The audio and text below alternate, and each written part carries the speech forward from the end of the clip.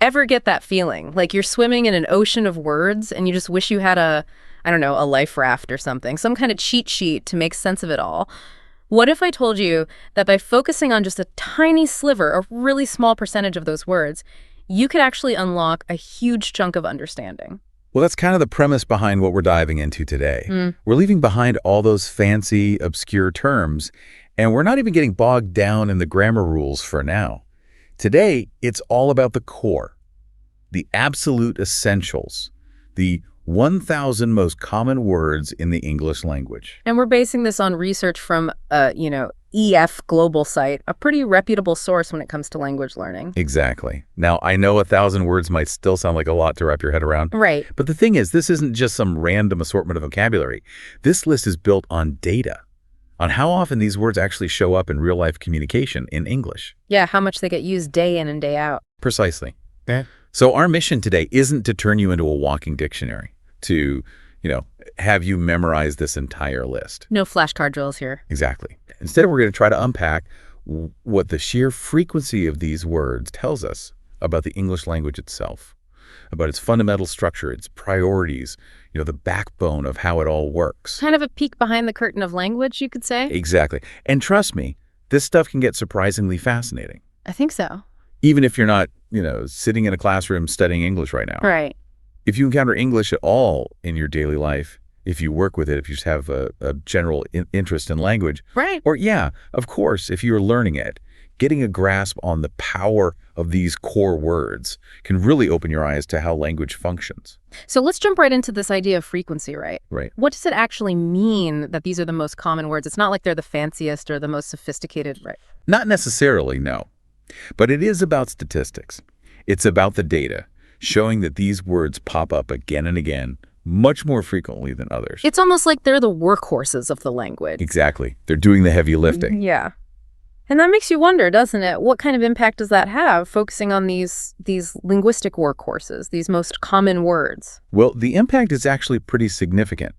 While the EF data we're looking at doesn't give us specific percentages, right, it's a well-established fact in linguistics that a really small core vocabulary, a relatively small number of words, accounts for a disproportionately large percentage of the words we actually use and encounter, both in speaking and in writing. Oh, that's interesting. So a small group of words punches way above its weight. Exactly. It's like, imagine building with Legos, right? And you've got all these different bricks. Yeah, all shapes and sizes. But there are certain bricks, certain shapes and sizes that you find yourself reaching for again and again. Right, those classic blocks. Those are your most versatile bricks, your most frequently used ones. And mastering those, understanding how they fit together, that gives you an incredible foundation for building anything you can imagine. It's the same with language. That makes sense. So the EF list, it presents these 1,000 words alphabetically, which is logical enough, I guess, as a starting point. Right, because it's a good way to organize them. But for our deep dive today, I think it's actually way more revealing to look at them in categories, to group them based on their function and meaning. Absolutely. And the first thing that just jumps out at me when I look at this list is the sheer number of what I think of as like the glue words of the language. The glue words. I like that. The words that hold everything together. We're talking articles like a and the. Right. Prepositions like in, on, at, to, from. Yeah. All those conjunctions like and, but, or. Yeah. And then, of course, the pronouns he, she, it, you. They are everywhere. It's true. And what's so fascinating about these seemingly tiny, almost invisible words is how incredibly essential they are for creating clear communication. Like, just think about the for a second. It instantly signals that you're talking about a specific noun, not just any noun. It narrows things down immediately. Right. And then you've got prepositions, which define relationships between things. Right. Relationships in space, in time, even in logic. The book is on the table versus the book is under the table.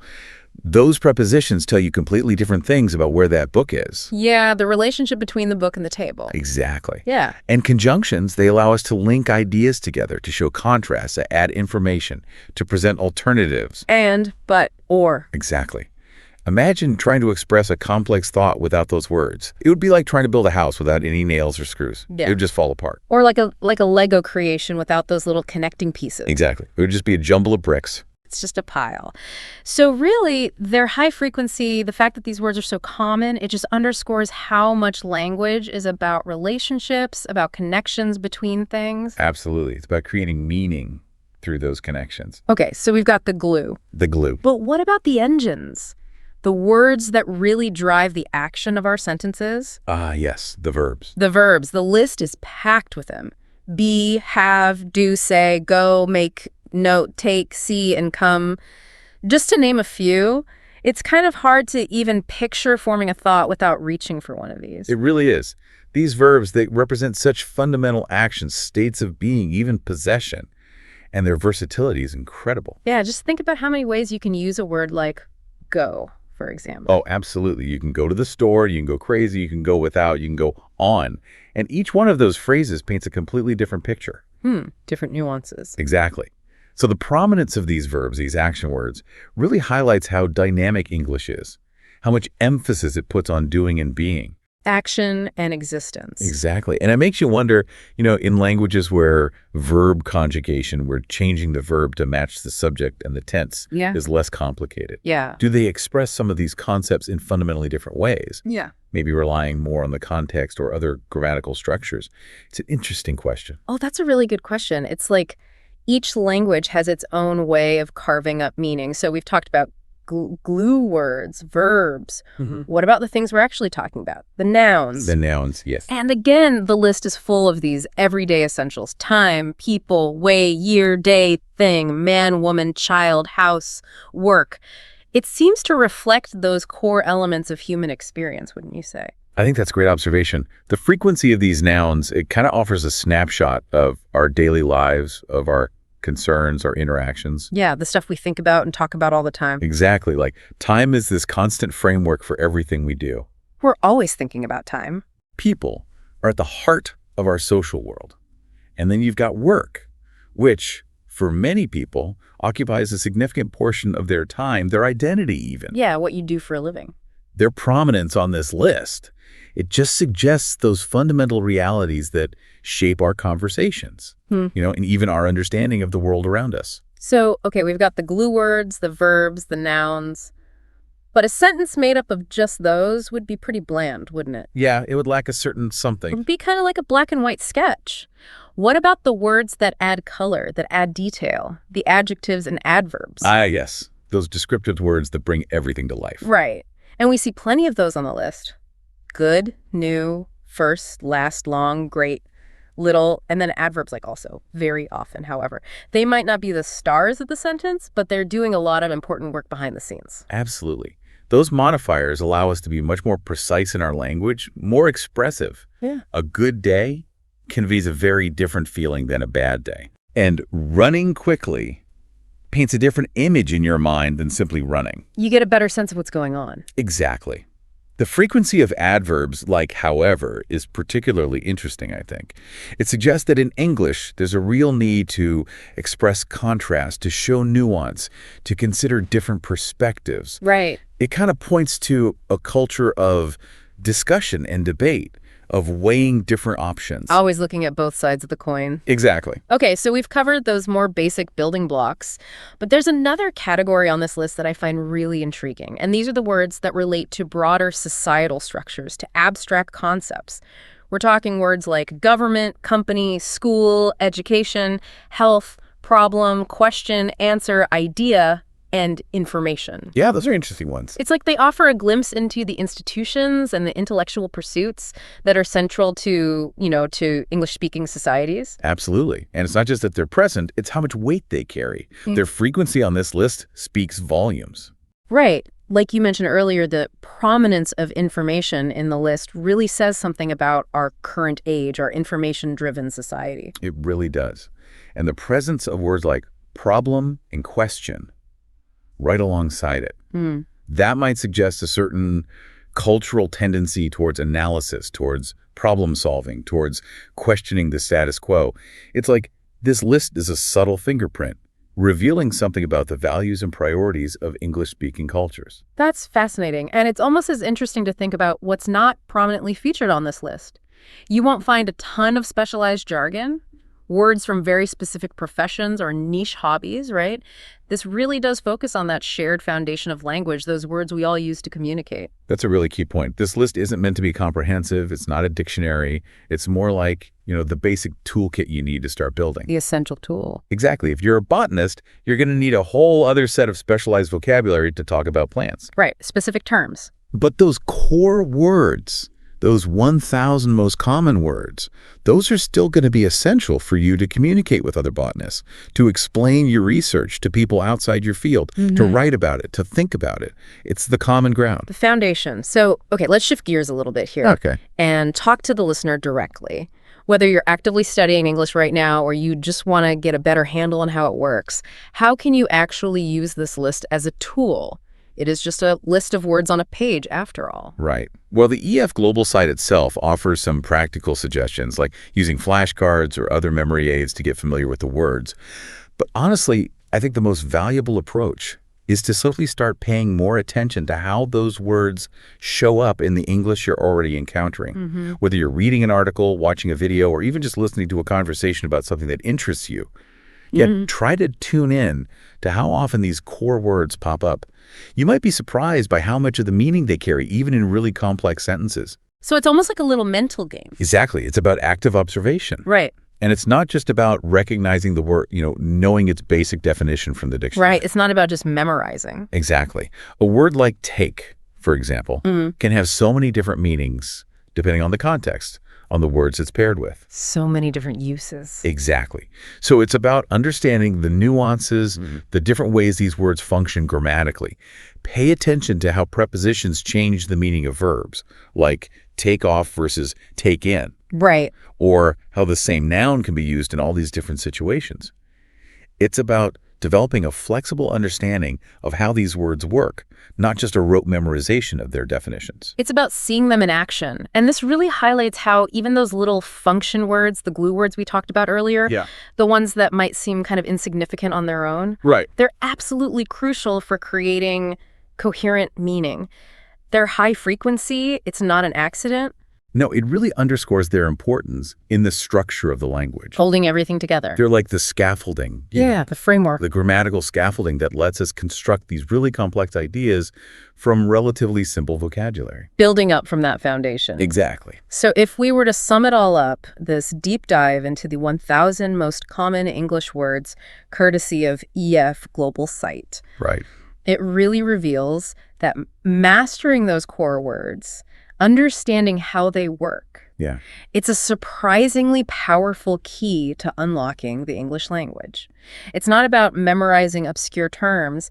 It's about appreciating those fundamental building blocks, the ones that underpin so much of how we communicate, both in speaking and in writing. Absolutely. It's a reminder that sometimes the most important thing is to really get a handle on the basics, to understand those core concepts. And that's true whether you're actively learning a language or just someone who's fascinated by the way language works. And for me, thinking about these as the most frequent words, the ones that pop up constantly in English, it sparks a question, doesn't it? What's that? What does their prominence, what does the fact that these are the words we use the most, what does that tell us about the English-speaking world, about our core concepts, our values, the ways we interact with each other? What kind of picture does it paint? And then I started thinking, well, what if you did a similar analysis for the most common words in your own field of expertise? Oh, it's a great question. What surprising terms might bubble up to the top of that list? And what would that reveal about the focus, about the priorities of that specific domain? It's definitely something to ponder, isn't it? It really is. Lots to think about. Hey, everyone. Welcome back for another deep dive. We get a ton of questions from you guys about speaking more fluently. And a lot of you say the same thing. You've learned a good amount of vocabulary. You can get the gist when you're reading or listening to English. But when you actually need to open your mouth and speak, it's like hitting a wall. Yeah. It's like you freeze up, you know the words, but you just can't get them out in a smooth sentence. Exactly. It's like having all these ingredients, but no clue how to put them together into an actual dish. That is a perfect analogy. Because knowing individual words is one thing, but speaking fluently is about... It's about using those words correctly in sentences. Right, like understanding the patterns and structures that native speakers use naturally without even thinking about it. Okay, so that's exactly what we're diving into today. We've got this resource called 100 Common English Phrases and Sentence Patterns. Now, I know. 100. That sounds like a lot. Right. At first glance, it seems pretty overwhelming. It does. Like, where do you even begin with that many? But the idea here is actually super smart. This resource says that if you really focus on these common phrases and patterns, these fundamental building blocks that English speakers use all the time. You're essentially learning the core framework of the language, not just memorizing a bunch of random words. Yeah. Instead of getting lost in this huge sea of vocabulary, you're learning the essential structures that let you create tons of different sentences. It's like, have you ever put together one of those, like, build-it-yourself furniture kits? Oh, yeah, from, like the big Swedish furniture store? IKEA. Yes, exactly. So you get all these separate pieces, and it's super intimidating at first. Totally. But then you realize that this is one little tool. The little Allen wrench. The Allen wrench. Yeah. And that one tool helps you put almost everything together. Right. You're not using a different tool for every single screw or piece. Exactly. And these sentence patterns, they're like that Allen wrench for English. They're the key to putting the language together. I love that. So the resource makes this point that even just mastering one of these common phrases can give you so much flexibility. Because once you understand the underlying structure, you can swap out different words to create all kinds of variations. You're not stuck memorizing individual sentences. You're learning how to build your own. And the beautiful thing is, these patterns are used constantly in everyday conversations. So you'll start to recognize them everywhere once you know what to look for. You'll hear them in movies, in songs, in podcasts like this one. And you'll think, oh, I know that pattern. I can use that too. Okay, so this resource talks about something called deep learning. It emphasizes repetition. Like not just reading through the list once and calling it a day. Right. It actually recommends focusing on about 5 of these phrases or patterns every day. And really taking the time to understand them inside and out. It also talks about listening to real English, which might seem obvious. But it's so important because... you can learn grammar rules from a textbook, but hearing how native speakers actually use the language... Yeah, that's what helps you develop a natural flow and rhythm. It's about absorbing those subtle nuances that you might not pick up from just reading. Okay, so we know 100 phrases sounds a bit daunting. That's a lot to digest all at once. It is. And we're not going to try to go through every single one here. Right. What we're going to do is... Well, we're going to break down the key principles. Yeah, the core idea behind why focusing on these common structures is so helpful for improving your fluency. We want to give you that foundation so you can apply this to any new phrases you encounter. So let's talk about this foundational idea. English, like all languages, relies so heavily on these recurring patterns. Why do you think that is? I mean, why do we use the same phrases and structures over and over again? Well, it's all about efficiency, right? If every time we wanted to express an idea, we had to invent a completely new sentence structure, it would be exhausting. Exactly. It would be like reinventing the wheel every time you wanted to go for a drive. And communication would be so much slower. Right. So these common phrases, they're like shortcuts. They're tried and true ways of getting your message across quickly and clearly. And they make it easier for the listener to understand you because they're already familiar with these patterns. Exactly. They're expecting to hear them. Okay, so the resource gives a bunch of examples. Let's dive into a few to see how this works in real life. Okay, let's start with a really simple one. Are you sure? So basic, but so useful. I know, right? Yeah. It's a question we use all the time in tons of different situations. It's all about seeking confirmation. Like when you need to double check something. Are you sure you locked the door? Are you sure you sent that email? Or maybe someone tells you something surprising and you're like, wait, are you sure about that? It can also express a bit of doubt, Yeah. Like, are you sure you want to do that? It seems risky. And the structure is always the same. Are you sure? Followed by whatever you want to confirm. Yeah, so you can plug in all kinds of different statements. It's a super adaptable pattern. Okay, how about another one? Do you have cheater available? This one's super common. Especially when you're shopping or looking for information. Right, like, do you have this shirt in a larger size? Or if you're at a restaurant and you want to know if they have a certain dish. Do you have the lasagna available? Or you could even use it for things like, do you have any time available next week to meet? Though you might phrase it a bit differently in a more formal context. Right, you might say something like, would you be available to meet next week? But the core idea is the same. Yeah. Checking if something is accessible or obtainable. Okay, last one. I'm looking forward to, this one's a classic. It's all about expressing anticipation or excitement about something in the future. Yeah, like I'm looking forward to the weekend. Or I'm looking forward to seeing you again. I'm looking forward to my vacation. It's a really common way to build positive connections and share your enthusiasm. Now, the resource really emphasizes this deep learning idea. What would you say are some practical ways for our listeners to actually engage in that kind of learning with these phrases? So deep learning isn't about just memorizing the phrase. It's about truly understanding why it's structured the way it is. Like breaking it down. Yeah, breaking it down. What are the different parts? Why are they in that order? And what kinds of words typically fit into the blanks? So for "are you sure?", you might think about, what kinds of situations do I use this in? What kinds of responses do I get? Exactly. You're going beyond the surface level meaning and really exploring how the phrase works. Almost like taking it apart and putting it back together again? Yes. And another great technique is to actually practice using the phrase in different contexts. Like imagining different scenarios. Exactly. So for "I'm looking forward to." Oh, You could think about upcoming events in your own life and make a few sentences. I'm looking forward to that concert next month. I'm looking forward to trying that new restaurant. The more you use the phrase actively, even if it's just in your head, the better you'll understand it. And then the resource talks about listening to real English. How does that tie in to deep learning? Well, when you hear these phrases being used naturally by native speakers, you pick up on all those subtle cues. Like the rhythm, the intonation. Exactly. You start to get a feel for how the phrase sounds in different contexts. And you might even notice variations or informal ways of saying the same thing. Right. Language isn't always about following strict rules. It's about understanding how people actually use it. Exactly. And listening to real English helps you bridge that gap between knowing the phrase and actually using it naturally. The source also mentions that it's really helpful to review these patterns frequently, even if it's just for a few minutes at a time. Like while you're commuting or waiting in line or something. Yeah, those little moments throughout the day can really add up. Because it's all about repetition and keeping these phrases fresh in your mind. And for those who really want to dive deeper into this method, the resource actually offers a downloadable package. Oh, cool. What's in the package? It includes audio recordings of all 100 phrases spoken by native speakers. That's amazing. And it also has transcripts so you can follow along. So it's like having a personal English tutor in your pocket. Exactly. And it's a great way to get that consistent exposure to the sounds of these phrases. Because remember, language is primarily auditory.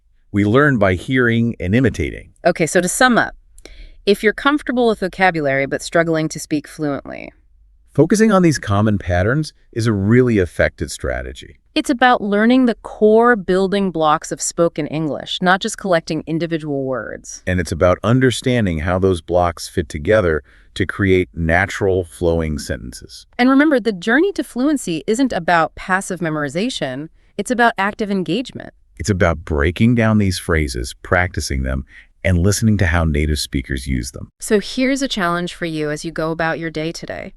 Pay attention to how people use language. Especially those common phrases we talked about. Think about situations where you could try using one of them yourself. And don't be afraid to experiment. The more you use them, the more natural they'll become. And if you're looking for more resources to help you on your journey, well, remember, there are so many great podcasts, websites, and apps out there. find the ones that work best for you and keep practicing. Keep diving deep. Until next time. See you then.